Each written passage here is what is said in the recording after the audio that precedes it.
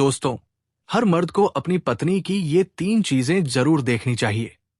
यदि कोई पुरुष गलती से भी अपनी पत्नी की ये 3 गुप्त चीजों को देख लेता है, तो उनके घर में कभी भी दुख दरिद्रता नहीं आती है। उनके जीवन में खुशियां ही खुशियां होती हैं और पति पत्नी दोनों मिलकर लेते हैं ढेर सारे मजे। दोस्तों, ऐसा कहा जाता है कि यदि कोई पुरुष अपनी पत्नी की ऐसी 3 गुप्त चीजों को अगर देख लेता है और उनकी एक चीज ले लेता है, तो उसके घरों में सदैव धन की देवी माता लक्ष्मी का वास बना रहता है और धन दौलत का लगता है भंडार। दोस्तों, अक्सर पति पत्नी दोनों के बीच लड़ाई झगड़े होते रहते हैं, लेकिन यदि उनके पति देव अपनी पत्नी की 3 गुप्त चीजों को अगर देख लेते हैं, तो न केवल लड़ाई झगड़े समाप्त हो जाते हैं, बल्कि उनके जीवन में अपार संपत्ति बनी रहती है और दोनों पति पत्नी मजे लेकर करते हैं बल्ले बल्ले। दोस्तों, क्या आपको पता है कि पत्नी की वे कौन सी ऐसी गुप्त 3 चीजें हैं जो हर पुरुष को जरूर ही देखनी चाहिए? तो चलिए दोस्तों, हम आपको ये 3 गुप्त चीजें एक बहुत ही सुंदर कहानी के माध्यम से बताएंगे। तो दोस्तों, आप सभी से निवेदन है कि आप लोग इस कहानी को शुरू से लेकर अंत तक जरूर सुने, ताकि आपको पूरा अच्छी तरह से ज्ञान मिल सके। क्योंकि दोस्तों, आधा अधूरा ज्ञान विष के समान होता है, जो कभी किसी का भला नहीं होने देता। साथ ही दोस्तों, वीडियो को लाइक करके हमारे चैनल को भी सब्सक्राइब कर लें और बेल आइकॉन को भी क्लिक कर लें। साथ ही कमेंट में जय माता लक्ष्मी जरूर लिखें। तो दोस्तों, आपका अधिक समय नष्ट न करते हुए इस कथा को सुनाना प्रारंभ करते हैं। दोस्तों, एक समय की बात है जब भगवान श्री कृष्ण द्वारका में अपने ही महल में विराजमान थे। तभी देवी रुक्मिणी जी उनके पास आई। भगवान श्री कृष्ण ने देखा कि रुक्मिणी जी कुछ गहरी सोच में डूबी हुई है और वे बहुत ही चिंतित दिखाई दे रही है। तब भगवान श्री कृष्ण ने उनसे बहुत ही प्यार से पूछा, हे प्रिय रुक्मिणी, आज आप किसी बात से चिंतित लग रही हैं? कृपया आप हमसे निसंकोच होकर कहिए कि आपके मन में क्या प्रश्न चल रहा है। मैं आपकी सहायता अवश्य करूंगा। तब देवी रुक्मिणी ने भगवान श्री कृष्ण की इस बात को सुनकर कहा, हे स्वामी, मेरे मन में एक विचित्र प्रश्न उठ रहा है। क्या यह सत्य है? यदि हां, तो वे कौन सी ऐसी गुप्त चीजें हैं जिन्हें एक पति को अपनी पत्नी की जरूर देखनी चाहिए, ताकि उनके जीवन में सुख, शांति और समृद्धि उनके जीवन में बनी रहे? तब भगवान श्री कृष्ण मुस्कुराए और देवी रुक्मिणी जी की उनके मन में चल रही इस जिज्ञासा को शांत करते हुए बोले, हे प्रिय रुक्मिणी, हाँ, ये बिल्कुल ही सत्य है कि यदि कोई पुरुष अपनी पत्नी की 3 ऐसी गुप्त चीजें देख लेता है और उनमें से एक चीजें ले लेता है, तो उनके जीवन में कभी भी कोई दुख, कष्ट, कठिनाई नहीं आता है। फिर भगवान श्री कृष्ण देवी रुक्मिणी से कहते हैं, हे प्रिय, आपने इस प्रश्न को पूछकर पृथ्वी पर सारी मनुष्य जाति का उद्धार कर दिया है। हे देवी, पत्नी की वो कौन सी ऐसी 3 गुप्त चीजें हैं जिन्हें जरूर देखना चाहिए? हम आपको इस प्रश्न का उत्तर एक अत्यंत महत्वपूर्ण कथा के माध्यम से सुनाकर देंगे, किंतु आपको इस कथा को शुरू से लेकर अंत तक पूरा जरूर सुनना होगा, क्योंकि आधा अधूरा ज्ञान जहर और विष के समान होता है। फिर देवी रुक्मिणी जी कहती है, हे स्वामी, आप जैसा कहेंगे मैं वैसा ही करूंगी। मैं इस ज्ञान को सारे पृथ्वी लोक में फैला दूंगी। तब भगवान श्री कृष्ण जी देवी रुक्मिणी जी से कहते हैं, हे प्रिय, किसी नगर में मोहन नाम का एक व्यक्ति रहता था। वो बहुत ही गरीब था। उसके पास खते खलिहान एवं घर में खाने पीने का एक दाना भी नहीं था। यहां तक कि उनके पास भगवान द्वारा दिए गए शरीर पर पहनने के लिए भी को कपड़ा नहीं था। वो हमेशा एक ही अपने शरीर पर फटे पुराने मैले कुचले कपड़े पहनता। उसकी पत्नी बहुत ही सुंदर थी और वो अपनी पत्नी से बहुत ही प्रेम करता था, किंतु उसकी पत्नी को भगवान की दी हुई सुंदरता पर बहुत ही गर्व था। इसी गर्व के कारण वो अपनी घरों में बहुत ही मनमानी करती थी, जिससे मोहन अपनी पत्नी से बहुत ही परेशान रहता था। अब उसकी पत्नी उससे हर छोटी बड़ी बात पर लड़ाई झगड़े करने लगी थी और इस तरह उनके घरों में हर एक दिन लड़ाई झगड़े होने लगा था। धीरे धीरे हरि की पत्नी ताने भी मारने लगी थी। वो कहने लगी, मैं तो समझी थी कि आपके घरों में हमें कोई भी चीजों की कमी नहीं होगी। आने के बाद पता चला कि तुम तो बहुत ही कंगाल हो। पता नहीं मैंने तुमसे विवाह कैसे कर लिया। इस घर में ना तो पीने के लिए पानी है, ना खाने के लिए अनाज है, और ना ही पहनने के लिए कोई कपड़े हैं। मैं करूं भी तो क्या करूं? तुम तो कोई काम भी नहीं करते हो। अपनी पत्नी की ऐसी बातों को सुनकर मोहन को ताने सुनकर बहुत ही बुरा लगता था, लेकिन उसे समझ में बिल्कुल नहीं आ रहा था कि उसके साथ ऐसा क्यों हो रहा है। इसीलिए वो बहुत ही अधिक चिंतित रहने लगा था, और अब उसका मन किसी भी काम में बिल्कुल नहीं लग रहा था। फिर धीरे धीरे वो पहले से भी अधिक गरीब हो गया, जिसके कारण उसे अपने घर का थोड़ा जमीन भी बेचना पड़ गया। लेकिन फिर भी उसकी गरीबी दूर नहीं हुई, जिससे वो बहुत ही अधिक चिंतित रहने लगा था। एक दिन की बात है, वो मोहन अपने किसी काम से घर से बाहर जा रहा था। तभी अचानक उसने देखा कि एक संत साधु महात्मा जी अपनी कुटिया के समीप साधना में लीन है। तब मोहन अपने मन में सोचने लगा कि ये साधु महात्मा जी मुझे कोई दिव्य संत मालूम पड़ते हैं। क्यों ना मैं इनके पास चलकर देखूं। शायद ये संत साधु महात्मा जी मुझे मेरी समस्याओं से छुटकारा दिला दे। इतना सोचकर वो मोहन उस संत साधु महात्मा जी के पास पहुंच जाता है और अपने दोनों ही हाथों को जोड़कर अपनी आंखों से आंसू बहाकर जोर जोर से विलाप करने लगता है। तब कुछ देर बाद उस संत साधु महात्मा जी अपनी आंखें खोलते हैं और देखते हैं कि उनके सामने मोहन नाम का एक गरीब लाचार और बेबस आदमी बैठा हुआ है, जो अपनी आंखों से आंसू निकालकर जोर जोर से विलाप कर रहा है। साधु महात्मा जी उस हरि से कहते हैं, हे पुत्र, तुम कौन हो और विलाप क्यों कर रहे हो? साधु महात्मा जी की बात सुनकर हरि उनसे कहता है, हे मुनिवर महात्मा जी, मैं इस नगर का एक बहुत ही गरीब व्यक्ति मोहन हूं, और मैं इस वजह से विलाप कर रहा हूं क्योंकि मेरी पत्नी मुझसे बहुत ही लड़ाई झगड़ा, बहुत ही ताने मारती रहती है और कहती है कि अब तुम्हारे पास कुछ भी नहीं है, तुम तो बहुत ही कंगाल हो। इस घर में खाने पीने और पहनने के लिए कुछ भी नहीं है। पता नहीं मैंने किसके साथ विवाह कर लिया है। इसी तरह के ताने मेरी पत्नी हर एक दिन मुझसे मारती रहती है।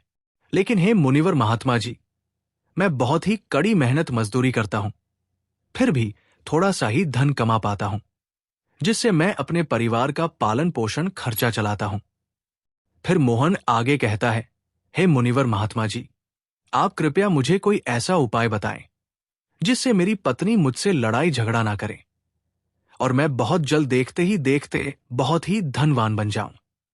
उस गरीब मोहन की बातों को सुनकर साधु महात्मा जी उससे कहते हैं, हे पुत्र, तुम पहले विलाप करना बिल्कुल ही बंद करो। मैं तुम्हें ऐसी 3 चीजें बताने वाला हूं जिन्हें प्रत्येक पुरुष को अपनी पत्नी की जरूर देखना चाहिए। अगर कोई भी पुरुष अपनी पत्नी की इन तीनों चीजों को अगर वे देख लेता है तो उसे विधाता भी उस व्यक्ति को धनवान बनने से नहीं रोक सकता। संत महात्मा जी की बात सुनकर मोहन उनसे कहता है, हे महात्मा जी, आप थोड़ी सी भी देर ना करते हुए उन तीनों चीजों को बता दीजिए जिन्हें प्रत्येक पुरुष को अपनी पत्नी की जरूर देखनी चाहिए। मैं उन तीनों चीजों के बारे में जानने के बहुत ही अधिक उत्सुक हूं। तब संत साधु महात्मा मोहन से कहते हैं, हे पुत्र, इतनी उत्सुकता बिल्कुल ही ठीक नहीं होता है। मनुष्य को हमेशा ही धैर्यवान होना चाहिए। तो चलो मैं तुम्हें उन तीनों चीजों के बारे में बता देता हूं जिन्हें प्रत्येक पुरुष को अपनी पत्नी की जरूर ही देखना चाहिए। लेकिन मैं तुम्हें उन तीनों चीजों के बारे में एक बहुत ही महत्वपूर्ण कथा के माध्यम के द्वारा बताने वाला हूं। इसलिए तुम्हें हमसे एक वादा करना होगा कि जब तक मैं इस कथा को सुनाऊंगा तब तक तुम्हें इसे बहुत ही ध्यानपूर्वक से सुनना होगा। संत साधु महात्मा जी की बात सुनकर मोहन उनसे कहता, हे मुनिवर महात्मा जी, मैं आपको विश्वास दिलाता हूं कि मैं इस कथा को शुरू से लेकर अंत तक जरूर सुनूंगा। तब साधु महात्मा जी मोहन से कहते हैं, हे पुत्र, किसी नगर में एक बहुत ही धनी व्यक्ति रहता था। वो नगर का सबसे बड़ा धनी व्यक्ति था। उस धनी व्यक्ति और उसकी पत्नी के बीच बहुत ही अधिक प्रेम था। वे दोनों एक दूसरे से बहुत ही गहराई से प्रेम करते थे और उनके घर में कभी भी आपस में लड़ाई झगड़ा बिल्कुल नहीं होता था। इसीलिए उनके महल में सदैव धन की देवी माता लक्ष्मी जी का वास बना रहता था। उसे अपने व्यापार कारोबार में कई अधिक गुना लाभ प्राप्त होती था। धनी व्यक्ति और उसकी पत्नी के बीच इतना अधिक प्रेम था कि उनके अगल बगल के आस पड़ोस के लोग उनके इस प्रेम को देखकर बहुत ही ईर्ष्या करने लगे थे, जिसकी वजह से कुछ नारियां तो धनी व्यक्ति की पत्नी से बात तक भी बिल्कुल नहीं करती थी। उसकी पत्नी रोज प्रतिदिन शाम के टाइम एक दीपक अपने घर जरूर प्रज्वलित करती थी, लेकिन कुछ औरतें उसे ऐसा करने से माना करती थी और कहती थी, तुम रोज प्रतिदिन शाम के टाइम अपने घर में दीपक क्यों प्रज्वलित करती हो? ऐसा करने से तुम्हें क्या लाभ हासिल होगा? तुम ऐसा कार्य मत किया करो। किंतु वह किसी की बात को सुनकर भी अनसुना कर देती थी और अपनी ही मन मर्जी किया करती थी। यहां तक कि वो अपने पतिदेव की भी कोई बात नहीं मानती थी। वो अपने अनुसार घर परिवार को चलाती थी और धनी व्यक्ति भी अपनी पत्नी को किसी भी कार्य से बिल्कुल भी मना नहीं करता था, क्योंकि वो बहुत ही बुद्धिमान व्यक्ति था। वो जानता था कि यदि वह अपनी पत्नी को किसी भी कार्य से रोकेगा तो उनके बीच विवाद खड़ा हो सकता है, जो उसके व्यापार कारोबार को बहुत ही प्रभावित करेगा। वो अपनी पत्नी से अत्यंत प्रेम करता था और उसे छोड़ना बिल्कुल भी नहीं चाहता था। हालांकि उसकी पत्नी उसके प्रति उतना ही प्रेम नहीं करती थी, बल्कि केवल दिखावे का प्रेम जताती थी और कभी कभी वे तो नाराज भी हो जाती थी। फिर भी वो धनी व्यक्ति अपनी समझ और धैर्य से उसे मना लेता था। इस प्रकार दिन बीत रहे थे और वो अपनी पत्नी के साथ बहुत ही सुखपूर्वक अपनी जीवन व्यतीत कर रहा था। धीरे धीरे ये बात पूरे नगर में और गांव में फैल गई कि उस धनी व्यक्ति और उसकी पत्नी का प्रेम एक मिसाल है। नगरवासी उनके आपस में बने रिश्ते को बहुत ही आदर्श मानने लगे थे। जब ये बात नगर के राजा साहब तक पहुंची तो उसने अपने दरबार के सैनिकों को बुलाकर कहा, जाओ उस धनी व्यक्ति और उसकी पत्नी को बहुत ही सम्मान पूर्वक राजमहल में बुलाकर ले आओ। हम उनका अति सम्मान करना चाहते हैं, पर उन्हें इस बारे में कुछ मत बताना। राजा साहब जी की आज्ञा पाकर राजा साहब के सैनिक उस धनी व्यक्ति के घर पर पहुंचे और दरवाजे पर दस्तक दे दी। कुछ देर बाद जब वो धनी व्यक्ति अपना दरवाजा खोलता है तो सामने राजा साहब जी के सैनिक खड़े दिखाई पड़ते हैं। फिर वो धनी व्यक्ति हैरान होकर पूछता है कि आप लोग मेरे महल क्यों आए हैं? तब राजा के सैनिक विनम्रता से जवाब देते हैं, राजा साहब जी ने आपको राजमहल में बुलाया है। इसके बाद वे सैनिक उस धनी व्यक्ति और उसकी पत्नी को बहुत ही आदर करते हुए सम्मान के साथ उन्हें राजमहल ले जाते हैं। राजमहल में पहुंचने पर राजा साहब जी उस धनी व्यक्ति और उसकी पत्नी का बहुत ही आदर पूर्वक सत्कार करता है। फिर उनके प्रेम और आपसी समझ की प्रशंसा करते हुए राजा साहब जी उन्हें थोड़े से धन से भी सम्मानित करता है। इस उपहार को पाकर धनी व्यक्ति और उसकी धर्मपत्नी उनसे बहुत ही अत्यंत प्रसन्न होते हैं और खुशी खुशी अपने महल को लौट जाते हैं। इसके बाद राजा साहब ने पूरे नगर में ये घोषणा करवाया कि इस प्रेम की सराहना में सभी लोग आज रात्रि के समय अपने अपने घरों में दीप प्रज्वलित करें। राजा साहब की आज्ञा पाकर नगर के सभी लोग दीपक जलाते हैं, किंतु कुछ समय बाद सभी घरों के दीपक बुझ जाते हैं। केवल उस धनी व्यक्ति के महल का दीपक अभी भी जलता रहता है और उसका प्रकाश दूर दूर तक फैलता है। ये देख राजा साहब ने सोचा, क्यों ना मैं स्वयं जाकर देखूं कि किसके घरों का दीपक अभी तक जल रहा है और किसके घर में दीपक बुझ गया है। इतना सोचकर वो महल से नगर की ओर देखता है तो उन्हें दिखाई देता है कि केवल वे धनी व्यक्ति के महल का दीपक ही अभी तक जल रहा है, बाकी सभी घरों में दीपक बुझ चुके हैं। राजा साहब नगर की ओर देख ही रहे थे कि तभी उनकी रानी वहां आ जाती है। तब राजा साहब अपनी रानी से कहते हैं, हे रानी, आप जरा देखिए, नगर के सभी घरों में दीपक बिल्कुल ही बुझ चुके हैं, लेकिन उस धनी व्यक्ति के महल में दीपक अभी तक जल रहा है। ये इस बात का प्रमाण है कि उनके बीच सच्चा प्रेम है और इसका श्रेय उस धनी व्यक्ति की बुद्धिमानी को जाता है। वो अपनी सूझबूझ से अपने महल को शांति और सच्चा प्रेम भावना से चलाता है, परंतु रानी साहिबा अपने पतिदेव राजा साहब जी की बात से असहमत होती है और कहती है, महाराज, मैं आपकी बात से बिल्कुल ही सहमत नहीं हूं। धनी व्यक्ति और उसकी पत्नी में अत्यधिक प्रेम का कारण उसकी पत्नी है। राजा साहब और रानी साहिब के बीच इस विषय पर बहस धीरे धीरे बढ़ जाती है और अंततः ये बहस तलवारों की लड़ाई में बदल जाती है। इस बहस में दोनों को कई चोट तक लगती है। अचानक से राजा साहब जी के मन में एक विचार आता है और वे रानी साहिबा से कहते हैं, हम दोनों आपस में इस तरह लड़ाई झगड़ा क्यों कर रहे हैं? क्यों न हम उस धनी व्यक्ति और उसकी पत्नी की इम्तिहान ले लें, ताकि ये स्पष्ट हो जाए कि उनके प्रेम का असली कारण क्या है। रानी साहिबा इस सुझाव को सुनकर करते हुए कहती है, ठीक है, लेकिन पहले मैं उस धनी व्यक्ति की इम्तिहान लेना चाहती हूं। राजा साहब जी ने भी उन्हें सहमति दी और कहा, जैसा आप चाहे। फिर रानी साहिबा ने कुछ अपने सैनिकों को बुलाकर आदेश देती है कि जाओ, उस धनी व्यक्ति से जाकर कह दो कि यदि वो अपनी पत्नी को जान से मार डालेगा तो मैं उससे विवाह कर लूंगी और राजा साहब जी को कारागार में डाल दूंगी और उसे राजा साहब बनाकर उन्हें उनका राजगद्दी सिंहासन पर विराजमान कर दूंगी। रानी साहिबा का आदेश पाकर सैनिक उस धनी व्यक्ति के घर पहुंचते हैं। संध्या ढलने वाली थी और उस टाइम धनी व्यक्ति की पत्नी कहीं बाहर गई हुई थी और वो धनी व्यक्ति अपने घर में ही था, क्योंकि वो अस्वस्थ था। सैनिक उनके दरवाजे पर दस्तक देते हैं।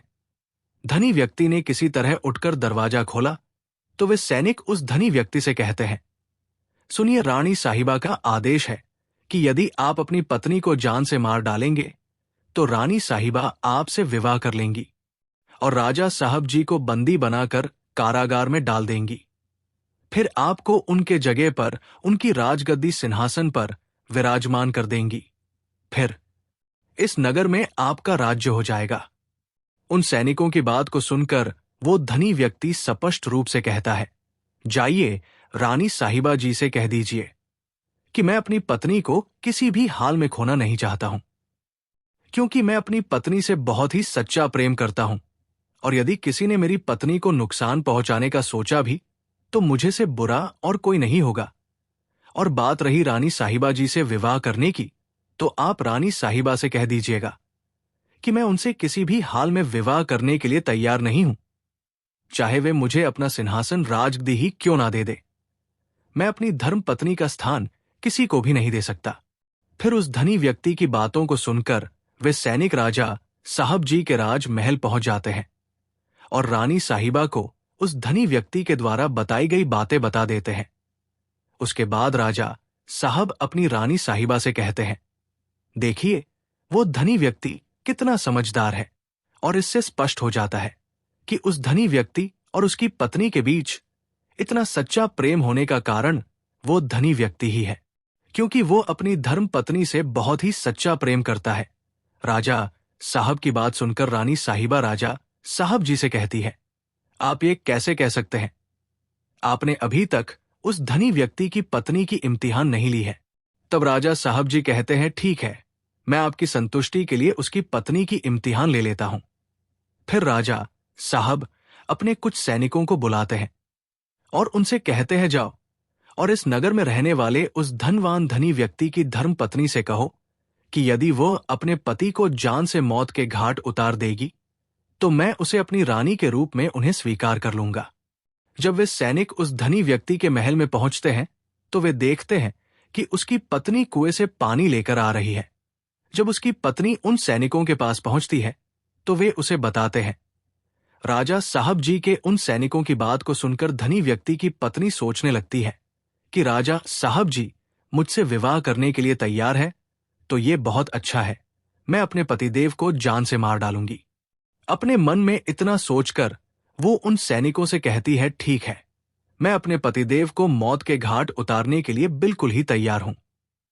तब वे सैनिक उससे पूछते हैं, लेकिन राजा साहब जी को ये कैसे पता चलेगा कि तुमने अपने पतिदेव को मौत के घाट उतार दिया है? फिर धनी व्यक्ति की पत्नी उन सैनिक से कहती है, संध्या काल के समय जो दीपक मैं हर दिन जलाती हूं, उसके थोड़ी देर बाद में अपने पतिदेव को मौत के घाट उतार दूंगी। भक्तों, अगर आप वीडियो का पार्ट 2 देखना चाहते हैं तो इस वीडियो को एक लाइक करके कमेंट में जय श्री कृष्ण जरूर लिखें। साथ ही कमेंट में पार्ट 2 लिखकर हमारे चैनल सुखी संसार को सब्सक्राइब जरूर करें। धन्यवाद। दोस्तों, बैल ने बताया कि एक औरत की 2 चीजें कभी मत दबाना। मर्दों को तो उसमें मजा आता है, लेकिन औरत को इन 2 जगहों पर बड़ा जोर का दर्द होता है। वो कई बार बताने से डरती है और शर्मिंदा होती है।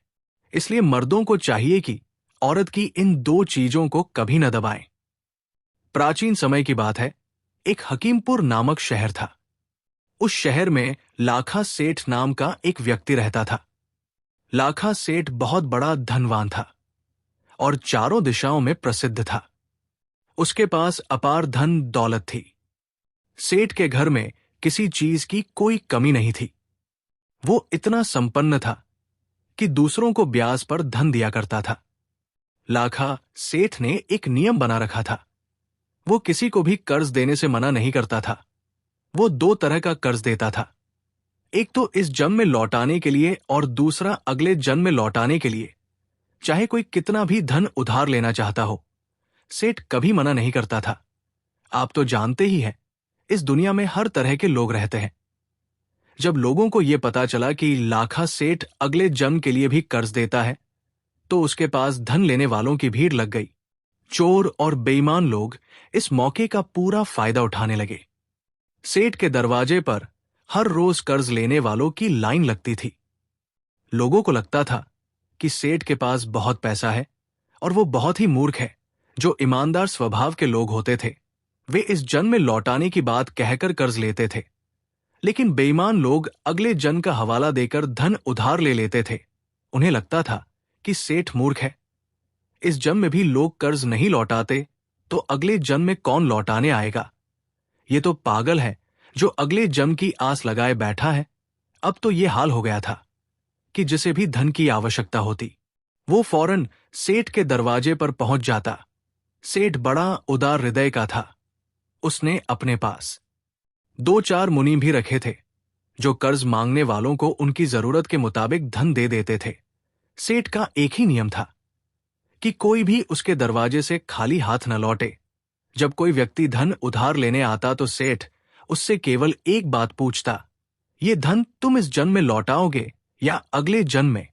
ज्यादातर लोग अगले जन्म में लौटाने की बात कहकर धन ले जाते थे। सेठ के मुनीम हर कर्जदार का नाम पता अपने रजिस्टर में दर्ज कर लेते थे। लोग खुशी खुशी अपना नाम पता दर्ज करवाते और मुंह मांगा धन ले जाते। सेठ को इससे कोई फर्क नहीं पड़ता था कि लोग धन लौटाने आएंगे या नहीं। इस तरह सेठ का ये काम अनवरत चलता रहा। एक गांव में 2 व्यक्ति रहते थे। ये दोनों कोई काम धंधा नहीं करते थे। उनका मुख्य काम था जुआ खेलना, चोरी करना और बेईमानी करना। वे इतने आलसी और हरामखोर थे कि कभी काम करने नहीं जाते थे। एक दिन उन्होंने कुछ लोगों से सुना, अरे भाई, तुम गरीबों का धन क्यों लूटते हो? लाखा सेठ के पास क्यों नहीं चले जाते? वो तो मुंह मांगा धन उधार देता है। अगर पैसे लौटाने हैं तो इस जन्म की बात कहकर ले आना, और अगर नहीं लौटाने हैं तो अगले जन्म का बहाना बना लेना। सेठ दोनों तरह से कर्ज देता है। लाखा सेठ के बारे में सुनकर वे दोनों चोर बहुत खुश हुए। उन्होंने विचार किया, इससे बेहतर बात क्या होगी? सेठ जब अगले जन्म के लिए भी कर्ज देता है तो क्यों ना हम उससे खूब सारा धन उधार लें। चलो कम से कम 5-5 लाख रुपए ले आते हैं, ताकि हमारे 10-15 साल आराम से निकल जाएं। विचार करने के बाद दोनों चोर सेठ के घर जाने के लिए निकल पड़े। उस समय पैदल यात्रा का प्रचलन था। चलते चलते वे दोनों हाकिमपुर पहुंच गए। हाकिमपुर पहुंचकर वे सेठ के घर गए और बोले, सेठ जी, हमने आपका बड़ा नाम सुना था। हमारे घर पर बहुत गरीबी है, बच्चे भूखे प्यासे मर रहे हैं। हमें पैसों की बहुत जरूरत है, क्या हमें कर्ज मिल सकता है? सेठ ने कहा, क्यों नहीं, जितना चाहिए उतना ले जाओ, तुम घबराओ मत। बताओ तुम्हें कितने पैसे चाहिए? सेठ की बात सुनकर दोनों चोर बोले, देखो सेठ जी, हमें इस जन्म में कर्ज नहीं लौटा पाएंगे, हम तो अगले जन्म में इसे लौटा पाएंगे। सेठ ने कहा, कोई बात नहीं, अगले जन्म के लिए भी हम कर्ज देते हैं। बताओ तुम्हें कितने पैसे चाहिए? सेठ की बात सुनकर दोनों चोर मन ही मन बहुत खुश हुए और बोले, सेठ जी ज्यादा नहीं, बस 5-5 लाख रुपए हमें दे दीजिए ताकि हमारे बच्चों का पालन पोषण हो सके। दोनों चोरों की बात सुनकर सेठ ने अपने मुनीम से कहा, मुनीम जी इन्हें 5-5 लाख रुपए दे दीजिए। मुनीम ने सेठ की आज्ञा का पालन किया और दोनों को 5-5 लाख रुपए दे दिए। पैसे लेकर दोनों चोर बहुत खुश हुए। सेठ ने उनका नाम पता अपने रजिस्टर में दर्ज कर लिया कि इन दोनों ने अगले जन्म में लौटाने के लिए 5-5 लाख रुपए का कर्ज लिया है। पैसे लेकर दोनों चोर अपने घर चले गए। रास्ते में वे आपस में बात करने लगे, भाई अगला जन्म किसने देखा है? सेठ तो सच में बहुत बड़ा मूर्ख है जो हमें इतनी बड़ी रकम दे दी। अब इन पैसों से अगले जन्म की तो हमें नहीं पता, पर यह जन्म हमारा बड़े आनंद से कट जाएगा। हमें जीवन भर चोरी करने और जुआ खेलने की जरूरत नहीं पड़ेगी। दोस्तों, ऐसा सोचते हुए दोनों मन ही मन खुश होते हुए चलते जा रहे थे। वे दोनों पैदल चलते चलते आगे बढ़ते गए। दोनों देखने में ऐसे लग रहे थे जैसे कोई बदमाश हो। उन्हें यह भी डर था कि उनके पास इतने सारे रुपए हैं, कहीं कोई उनसे उनका रुपया न छीन ले। काफी सोच विचार के बाद उन्होंने गांव के बाहर एक तेली के घर पर रुकने का फैसला किया। वे तेली के घर के दरवाजे पर पहुंचे और उससे बोले, भैया हम तुम्हारे यहां रुकना चाहते हैं। आज की रात कट जाएगी तो सुबह हम यहां से चले जाएंगे। हम तुम्हारा खाना भी नहीं खाएंगे, बस सोने के लिए एक बिस्तर और चारपाई दे देना। दोस्तों, वे दोनों उस तेली के तबेले में रुकने के लिए चले गए।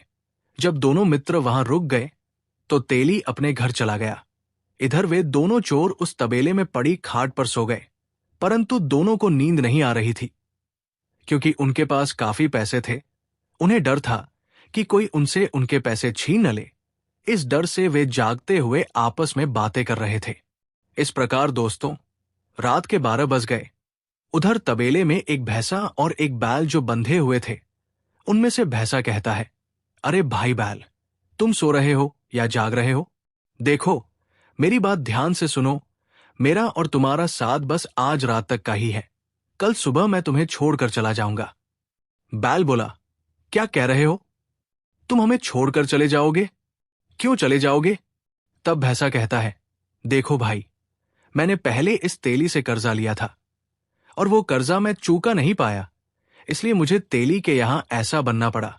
इसने मुझे कोड़े मार मार कर काम करवाया और एक एक पैसे की वसूली ब्याज सहित की। मैंने इससे जितना कर्जा लिया था उसका 1000 गुना पैसा इसने मुझसे वसूल किया है। अब मेरा कर्जा पूरी तरह चुकता हो गया है। सुबह मैं तेली के घर चारा खाऊंगा और चारा खाने के बाद यहां से चला जाऊंगा। उसके बाद मैं शरीर छोड़ दूंगा। हे बैल भाइया, हमारा साथ बस इतना ही लिखा था। भैंसे की बात सुनकर बैल कहने लगा, बात तो तुम्हारी ठीक है भाइया, तुम तो मुक्त हो गए, वैसे मैं भी जल्दी मुक्त हो जाऊंगा। मुझे बस इस तेली के लिए थोड़ी सरसों पिरानी है। बैल ने आगे कहा, मुझे इसका कोल्हू 4 घंटे और चलाना है। उसके बाद एक कसाई आएगा और वही मुझे खरीदेगा। मेरे पूर्व जन्म के पैसे उस कसाई पर थे। जब वो मुझे खरीदेगा तो तेली मेरे पैसे को ले लेगा। जैसे ही तेली मेरे पैसे ले लेगा, मैं उसके कर्ज से मुक्त हो जाऊंगा। मैंने भी अपने पूर्व जन्म में इस तेली से कर्जा लिया था। ये कर्जा मैंने इसका कोल्हू चलाकर और बाकी पैसे उस कसाई के जरिए चुका दिया है। फिर मैं कसाई के साथ थोड़ी दूर तक चलूंगा और फिर उसके बाद मेरी मृत्यु हो जाएगी। ये सब बातें दोनों चोर सुन रहे थे। वे सोचने लगे कि ये सब सच है या नहीं, इसे देखना चाहिए। सुबह जब दिन निकला तो तेली वहां आया। उसने आकर उन दोनों को चारा डाल दिया। भैंसे ने चारा खाया और चारा खाने के बाद वो वही गिर पड़ा और उसकी मृत्यु हो गई। दोस्तों, जब भैंसे की मृत्यु हुई तो तेली बड़ा दुखी हो गया। वो कहने लगा, हाय, मेरा भैंसा मर गया, अब मैं क्या करूंगा? मैं तो बर्बाद हो गया। उधर दोनों चोर आपस में कहने लगे, भाइया, बात तो बिल्कुल सही है। जैसा हमने रात में सुना था वैसा ही हुआ। इसका मतलब ये भैंसा तेली से लिया गया कर्जा चुकाकर मर गया। अब सवाल यह है कि क्या ये बैल भी मरेगा? चलो इसे भी देखते हैं। दोनों चोर वहां रुककर बैल को देखने लगे। उधर तेली ने बैल को कोल्हू में लगाया और उससे 2-3 घंटे कोल्हू चलवाया। इसके बाद एक कसाई आया। कसाई ने तेली से कहा, भैया, क्या तुम अपने बैल को बेचोगे? तेली ने कहा, मैं बैल बेच दूंगा। तब कसाई ने पूछा, तो बताओ, कितने पैसे लोगे? तेली ने बैल की कीमत बताई। कसाई से जितने पैसे तेली ने मांगे उतने पैसे देकर बैल को खरीद लिया। वो बैल को लेकर जाने लगा। उधर दोनों चोर कहने लगे, देख भाई, बैल ने कहा था कि कसाई आएगा। कसाई आ भी गया और तेली ने बैल को बेच भी दिया। अब हम इसके पीछे पीछे चलते हैं और देखते हैं कि रास्ते में ये बैल मरेगा या नहीं। दोस्तों, जैसे ही वे कसाई का पीछा करते हुए गांव से बाहर निकले, कसाई ने जैसे ही गांव की सीमा पार की, बैल वही पछाड़ खाकर गिर गया और उसकी भी मृत्यु हो गई। प्रिय दर्शकों, अब तो उन दोनों मित्रों के पैरों तले जमीन खिसक गई। वे आपस में कहने लगे, भाइया, बात तो बिल्कुल सच हो गई। उस भैंसे ने तेली से कर्जा लिया था, इसलिए वो उसके घर का हिस्सा बना और कर्जा चुकाकर मर गया। उसी तरह बैल ने भी कर्जा लिया था। जब वो पूर्व जन्म में एक मनुष्य था, वो भी तेली का पैसा चुकाकर मर गया। इससे यह सिद्ध होता है कि अगर कोई किसी का पैसा खाता है तो उसे बैल या भैंसा बनकर वो कर्ज चुकाना पड़ता है। इसी तरह जब हम सेठ से उधार पैसा लेकर आए हैं तो ऐसा लगता है कि अगले जन्म में हमें भी सेठ के यहाँ किसी न किसी पशु का रूप धारण कर ये कर्ज चुकाना पड़ेगा। दर्शक बंधुओं, दोनों ने आपस में विचार किया कि अब क्या करना चाहिए। एक ने कहा, चलो वापस चलते हैं और सेठ के पास जाकर उसके पैसे लौटा देते हैं। सेठ को देखकर वे उसे नमस्कार करते हैं। सेठ ने कहा, तुम लोग वापस क्यों आए हो? क्या बात है? तब दोनों चोर कहते हैं, सेठ जी, थोड़ी देर पहले हम आपसे जो पैसे उधार लेकर गए थे उन्हें लौटाने आए हैं। दरअसल हमारे पास अब पैसों की व्यवस्था हो गई है। कृपया अपने पैसे वापस लेकर हमारे नाम को रजिस्टर से काट दीजिए।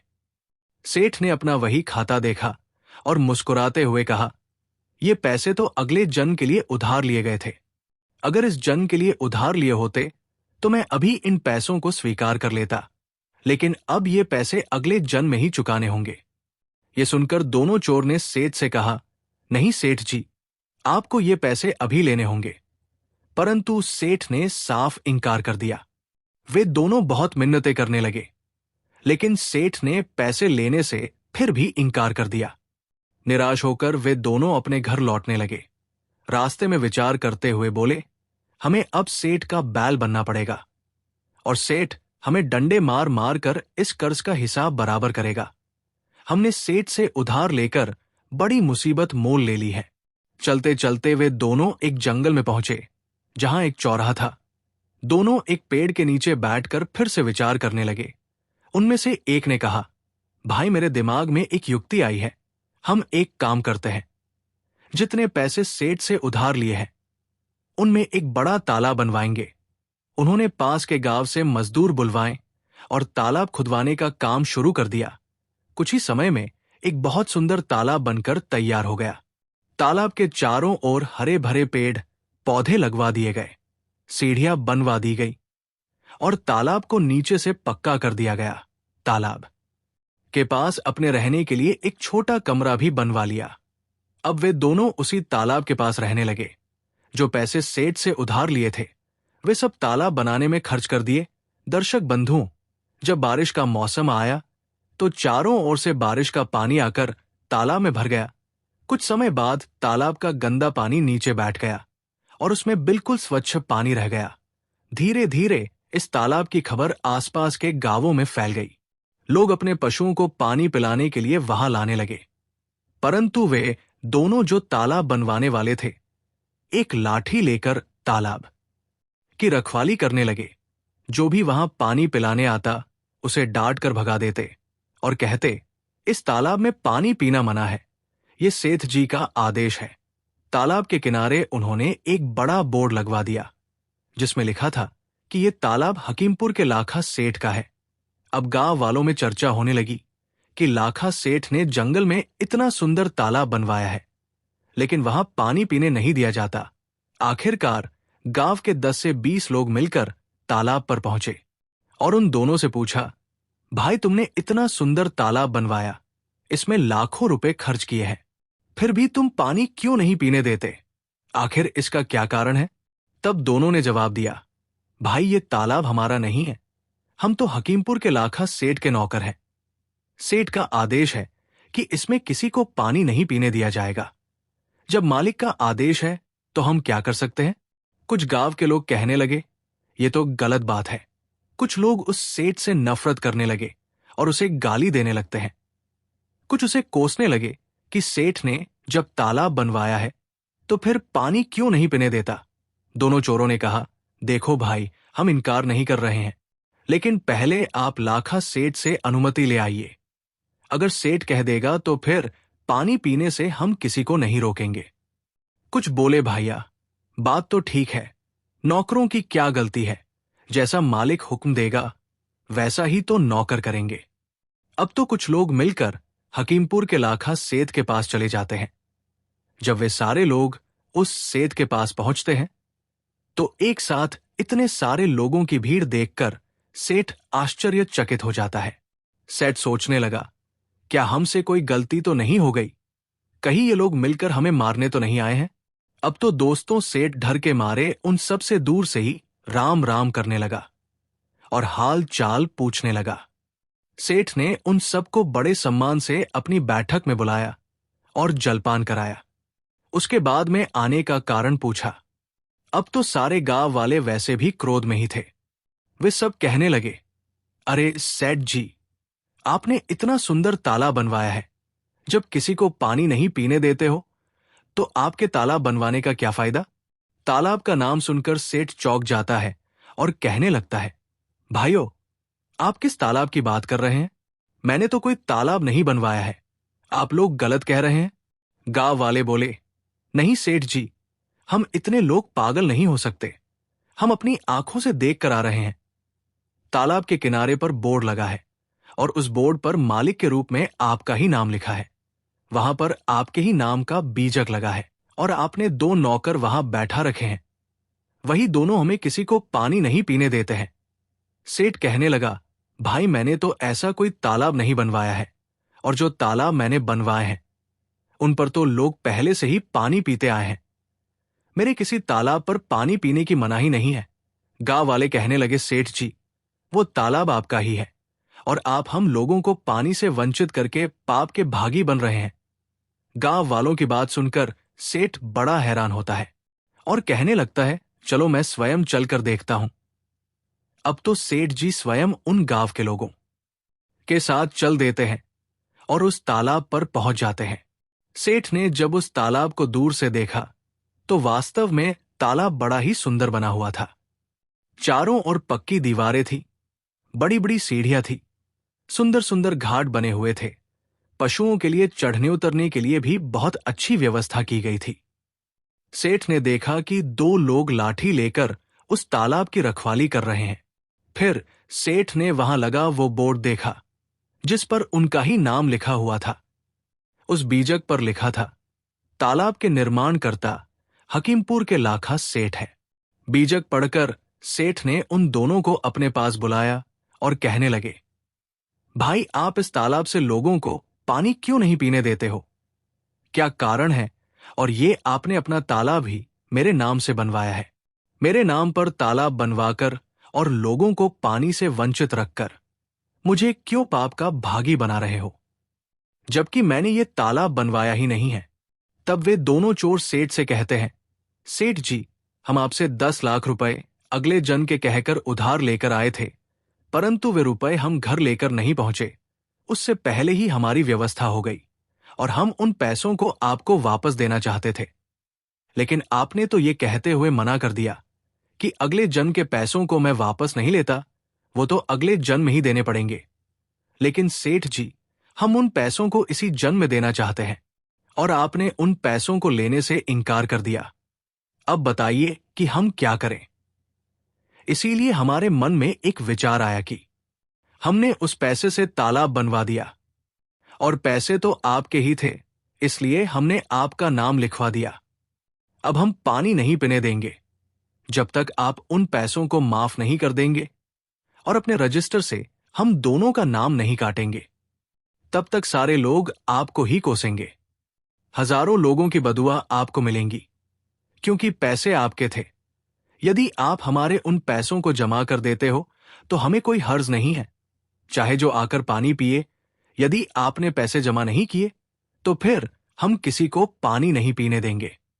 प्रिय दर्शकों, ये सुनकर सेठ भी बड़ा चकित होता है कि इन दोनों ने बड़े दिमाग से काम लिया है। गांव वाले कहने लगे, ये दोनों बहुत अच्छे आदमी हैं। देखो इन्होंने कितना सुंदर ताला बनवाया है। सेठ जी, आप इनका कर्ज माफ कर दो।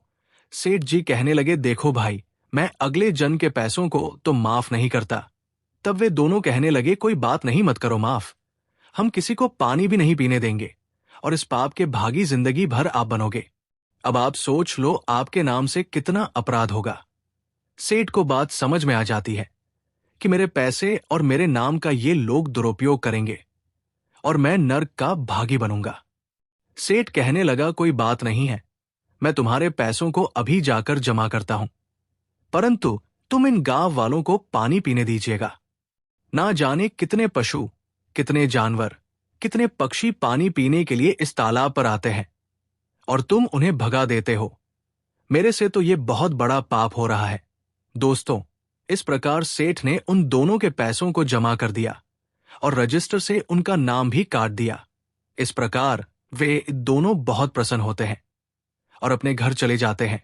उस दिन के बाद उन्होंने कभी किसी की ना तो चोरी की, ना कभी जुआ खेला, ना किसी से बेईमानी की। उनके अंदर ब्रह्मा ज्ञान जागृत हो जाता है। तो दोस्तों, धार्मिक दृष्टिकोण से ये विचार करने योग्य है कि हमें किसी का भी पैसा बेईमानी से नहीं खाना चाहिए। अगर हम किसी का एक पैसा भी मुफ्त का खाते हैं तो वो हमें किसी न किसी रूप में चुकाना ही पड़ता है। अगर हम किसी के धन की बेईमानी कर लेते हैं तो याद रखना, उस धन को पता नहीं उसने कैसे कमाया था। यदि उसने वो धन अधर्म के रास्ते पर चलकर कमाया होगा तो उस पाप का भागीदार उस धन को खाने वाला बनेगा। दोस्तों, बेईमानी का धन खाने वाला दूसरे के पाप भी अपने ऊपर ले लेता है और उस धन को 1000 गुना ज्यादा करके किसी न किसी रूप में उसे चुकाना ही पड़ता है। यदि आप ये सोचकर बैठ जाएं कि हमें इसका पैसा नहीं देना है, तो मित्रों, ये बात निश्चित मान लेना कि जिसका पैसा आप खा रहे हैं या खाया है, उसके यहां आपको या तो भैंसा बनना पड़ेगा या फिर बैल बनना पड़ेगा। कहने का मतलब है, किसी न किसी रूप में उसका वह पैसा आपको चुकाना ही पड़ेगा।